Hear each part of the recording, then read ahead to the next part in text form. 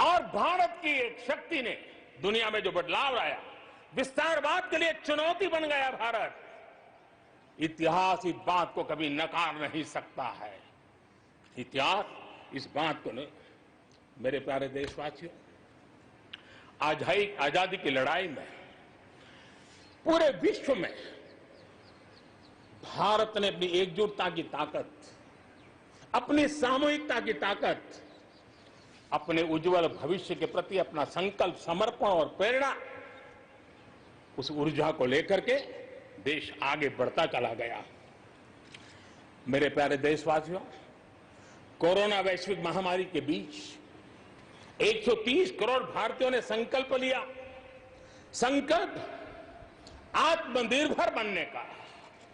और आत्मनिर्भर भारत आज हर हिंदुस्तान के मन मस्तिष्क को में छाया हुआ है। आत्मनिर्भर भारत, ये सपना संकल्प में परिवर्तित देख रहे हैं। आत्मनिर्भर भारत ये एक प्रकार से शब्द नहीं, ये आज 130 करोड़ देशवासियों के लिए मंत्र बन गया है। हम जानते हैं, जब मैं आत्मनिर्भर की बात करता हूं, हम में से जो भी 25-30 साल की उम्र से ऊपर होंगे, उन सबने अपने परिवार में अपने माता पिता या अपने बुजुर्गों से सुना होगा कि भाई बेटे बेटी, अब 20 साल 21 साल के हो गए हो, अब अपने पैरों पे खड़े हो जाओ। 20-21 साल में भी परिवार संतानों से अपने पैरों पर खड़े होने की अपेक्षा करता है। हम तो आजादी के 75 वर्ष के एक कदम दूर है, तब हमारे लिए भी भारत जैसे देश को अपने पैरों पर खड़ा होना अनिवार्य है। आत्मनिर्भर बनना अनिवार्य है। जो परिवार के लिए आवश्यक है, वो देश के लिए भी आवश्यक है। और इसलिए, और मुझे विश्वास है, भारत इस सपने को चरितार्थ करके रहेगा। और उसका कारण मेरे देश के नागरिकों के सामर्थ्य पर मुझे यकीन है।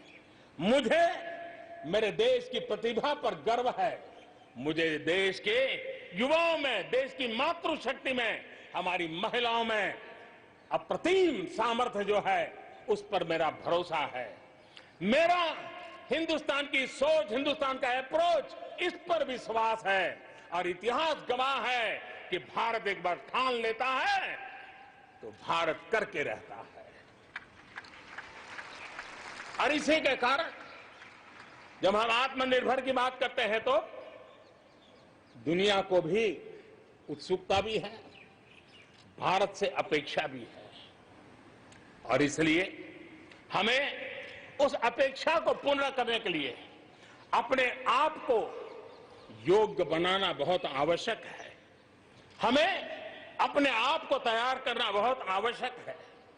भारत के चिंतन में भारत जैसे विशाल देश, भारत युवा शक्ति से भरा हुआ देश, आत्मनिर्भर भारत की पहली शर्त होती है आत्मविश्वास से भरा हुआ भारत।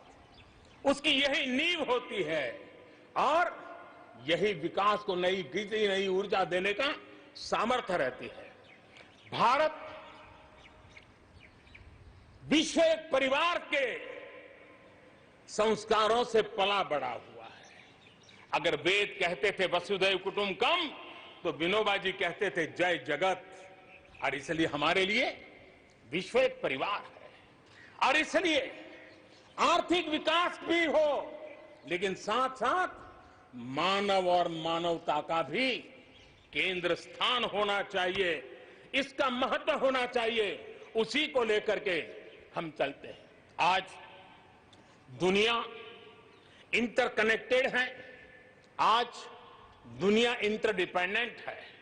और इसलिए समय की मांग है कि विश्व अर्थव्यवस्था में भारत जैसे विशाल देश का योगदान बढ़ना चाहिए। विश्व कल्याण के लिए भी ये भारत का कर्तव्य है और भारत को अपना योगदान बढ़ाना है तो भारत को स्वयं को सशक्त होना होगा, भारत को आत्मनिर्भर होना होगा। हमें जग कल्याण के लिए भी अपने आप को सामर्थ्यवान बनाना ही पड़ेगा और जब हमारी जड़ें मजबूत होगी, हमारा अपना सामर्थ्य होगा तो हम दुनिया का भी कल्याण करने की दिशा में कदम उठा सकते हैं।